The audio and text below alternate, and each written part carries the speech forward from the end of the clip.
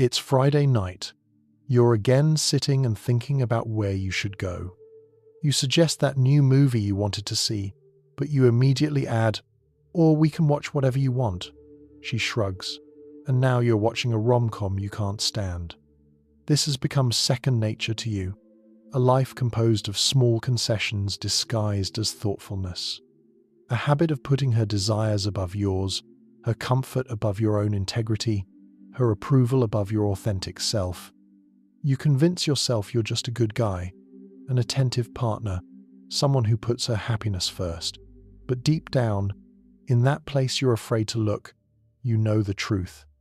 You're not being thoughtful, you're being compliant. You're not showing love, you're showing fear.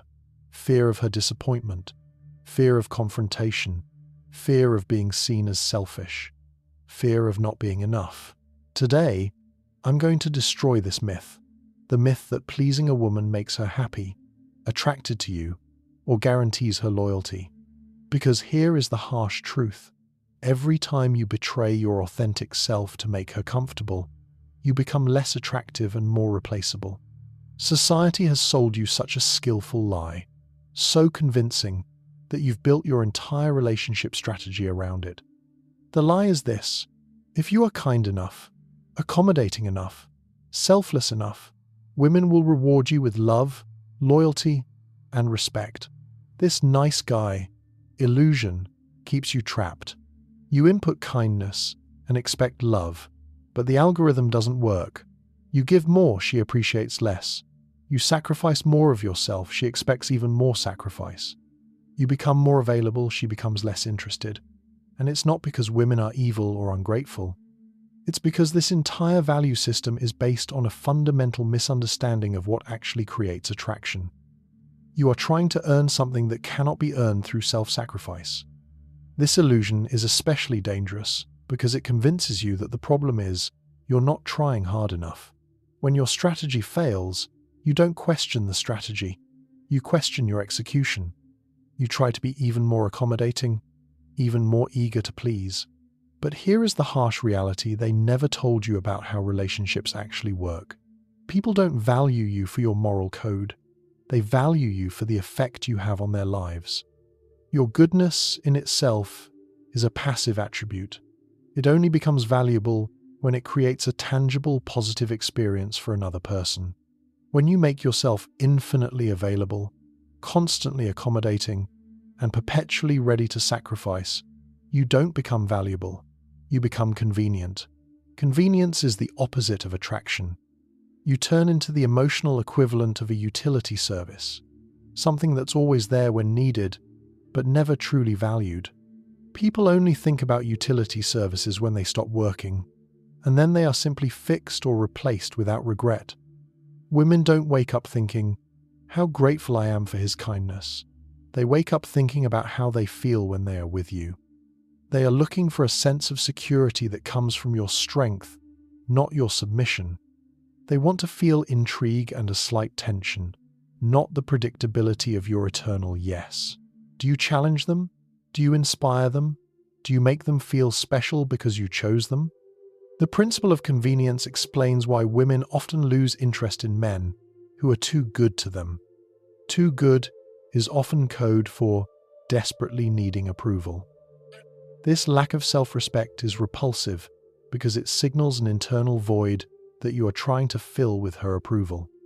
It's not that they want to be treated badly, it's that they want to be chosen by someone who has other options, someone whose attention feels like a reward because it is selective, not automatic. When you try to please everyone, you truly please no one. When you are available to everyone, you are special to no one. Your yes has no weight if you never say no. People value what is rare, they respect what requires effort to obtain, and they ignore what is given freely. Your constant availability makes your presence mundane, not valuable. By sacrificing your boundaries, you are voluntarily making yourself a mass commodity in a market where exclusivity is prized. Let's drop the noble language you use to describe your behavior and look at what's really driving it. You accommodate women not because you are kind. You accommodate them because you are afraid. This is a deep, primal fear of rejection, disguised as modern politeness. You are afraid of conflict, afraid of setting boundaries, and afraid of being yourself. And so you create an avatar of yourself, a version you think will be more acceptable. This avatar is your prison, built from others' expectations. This fear-based approach creates a fundamental dishonesty. You are not showing her who you are showing her who you think she wants you to be. You are not building a relationship with a real person. In the end, you remain desperately alone, even while in a relationship. The woman in your life doesn't actually know you, because you've never allowed her to meet you. She is in a relationship with your fear, not your personality. She can instinctively feel this inauthenticity, even if she can't name it, and it creates anxiety in her, not affection. This fear also makes you incredibly unattractive, because it broadcasts that you don't believe you are valuable enough to be chosen for who you are. Your need for approval screams about your own self-doubt. Nothing kills attraction like a demonstration that you don't value yourself. And here is the paradox that will destroy your entire worldview about relationships. The more you try to earn respect through compliance, the less respect you receive. Human psychology is wired so that we cannot truly value something that does not value itself. Respect isn't given to those who try to beg for it. It is given to those who project it. To project it means to move through the world with the confidence that your needs and opinions carry the same weight as others. Women respect men who have boundaries because boundaries demonstrate self-respect. They respect men who say no because the ability to refuse means your yes actually means something. They respect men who are willing to displease them because it shows you value your own judgment more than their approval. This willingness to stand in your own truth, even at the risk of conflict, paradoxically makes you a more reliable and desirable partner in the long run. The strategy of accommodation sends the opposite signal. Every time you sacrifice your preferences for hers, you signal that her comfort is more important than your authenticity. You are literally teaching her that your needs are secondary. This creates a psychological dynamic where she gets used to seeing you as someone who exists to serve her needs, not as an equal partner. In this dynamic, you stop being a person and become a function, a convenient but replaceable tool. They don't respect your kindness because it comes with no conditions or boundaries. Your sacrifice becomes expected, not appreciated, transforming from a gift into an obligation.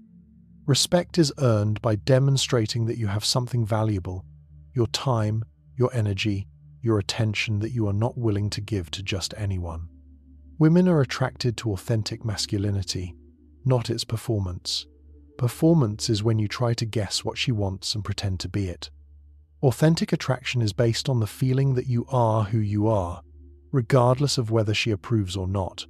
This authenticity is magnetic because it is rare. In a world full of people wearing masks, a person without a mask possesses an incredible power of attraction. And to live authentically, you must accept the fact that some people won't like you, and some relationships won't work out, no matter how hard you try. You must be willing to risk the relationship to maintain your integrity. The fear of this rejection is what keeps most men trapped in pleasing patterns. But the truth is, by pleasing, you are guaranteed to lose yourself. And there is no irony more tragic. You lose yourself trying to keep her. But it is precisely this loss of self that makes her leave. And when you lose yourself, you lose everything that made you attractive in the first place. Authentic attraction also requires understanding. Women are attracted to men who have a vector, who have goals that exist outside the relationship. A man whose mission is bigger than just making her happy becomes a world she wants to join, not a center she has to maintain. This doesn't mean being cruel. It means being honest about who you are and being kind from a position of strength, not from a position of fear. Strength allows you to give without expecting anything in return, while fear makes you give in order to manipulate her affection. The moment you start setting boundaries is the moment you reclaim your power in relationships. Boundaries are not walls.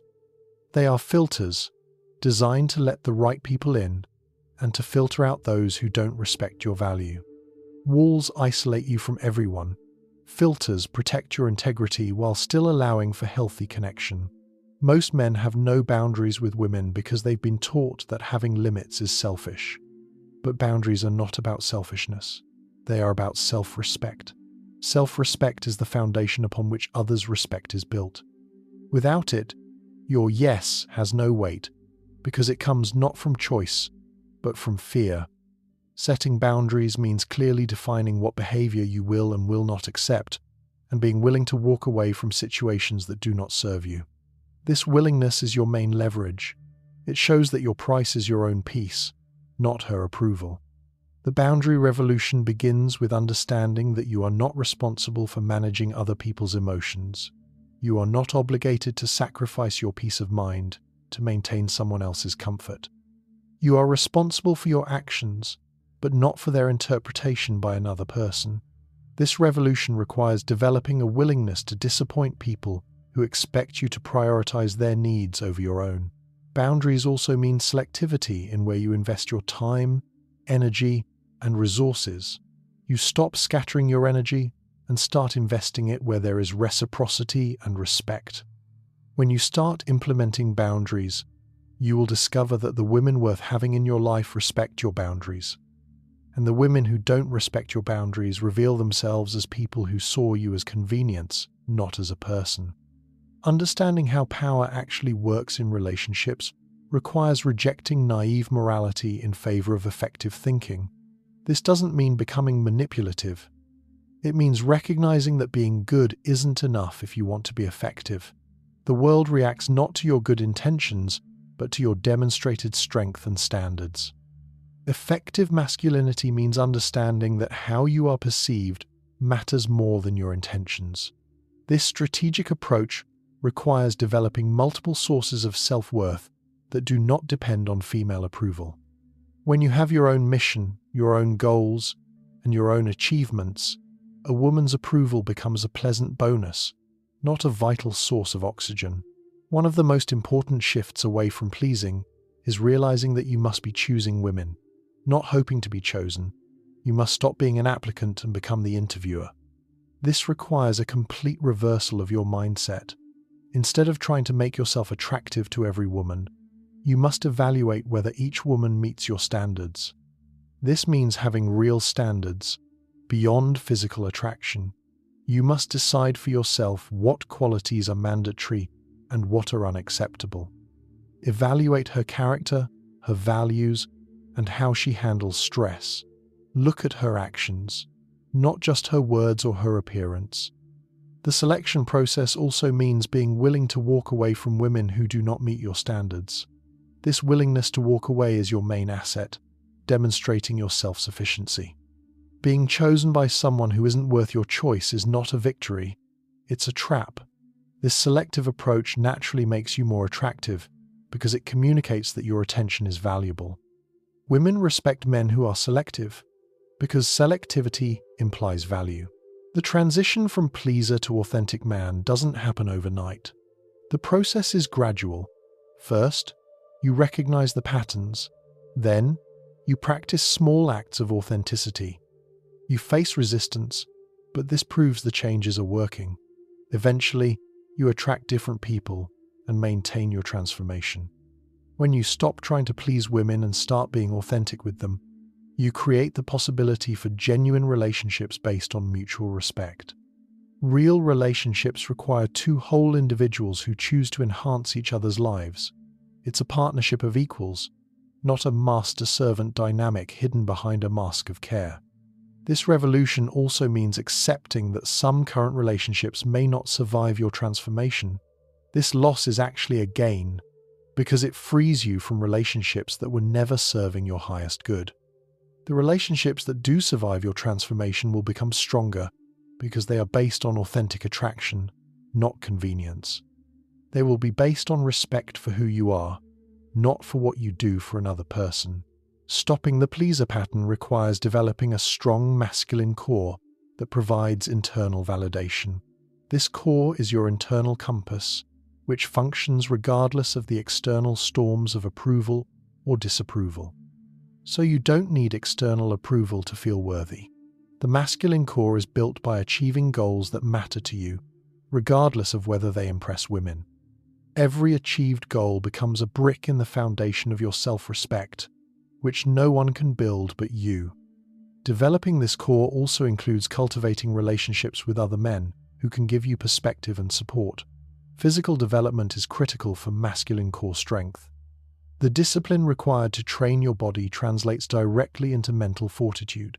Physical strength supports psychological strength. Intellectual development involves reading and learning, so your mind is less susceptible to manipulation. This develops critical thinking, allowing you to form your own judgments instead of accepting others. The ultimate goal of stopping this pleasing behavior is achieving the freedom to be yourself without apology, to express your needs without guilt, and to maintain your boundaries without fear. Freedom means you no longer need permission to exist as you are. It means not apologizing for having preferences and not shrinking yourself to make others comfortable.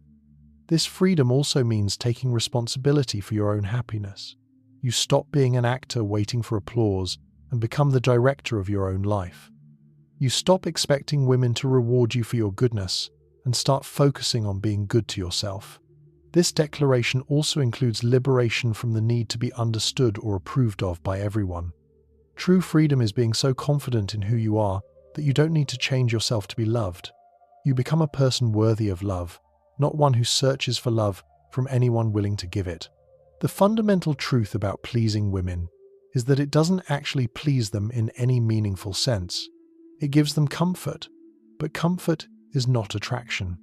Comfort is the absence of a negative, while attraction is the presence of a strong positive. They are completely different things.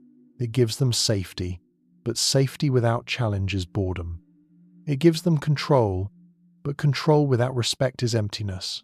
Control over someone who has no will to resist brings no satisfaction because there is no victory and no partnership. Women are most satisfied in relationships with men who please themselves first and then choose to share their happiness. They want partners, not servants. They want equals, not supplicants. The irony of pleasing is that it prevents you from giving women what they actually want: the experience of being chosen by a man who has options, the security of being with someone who respects himself. Your attempt to become the perfect partner by guessing her desires denies her the opportunity to be attracted to your desires and your vector. Your pleaser behavior doesn't make you more lovable. It makes you more replaceable. It doesn't make you more attractive. It makes you invisible. You become background noise in her life, useful, but indistinguishable. It transforms you from a person into a function. The transformation from pleaser to authentic man is difficult because it requires facing your fears head-on. But it is these fears that are keeping you trapped. This fear is an illusion that seems more real than the strength you will gain by walking through it. When you stop trying to please everyone, you discover who actually deserves your effort. When you stop accommodating everyone, you find out who respects your boundaries. The men who make this transformation don't become selfish. They become selective and honest. They don't stop caring about others. They start caring about themselves enough to attract people who care about them. If this analysis of how pleaser behavior undermines your relationships has shown you that authentic masculinity is more attractive, subscribe to this channel, Psycheria. Hit that notification bell, because understanding these principles can change every relationship in your life. Share this video with any man who is tired of being taken for granted and wants to understand that respect is earned through self-respect. The difference between men who are appreciated and men who are used is the difference between those who please themselves and those who please everyone else.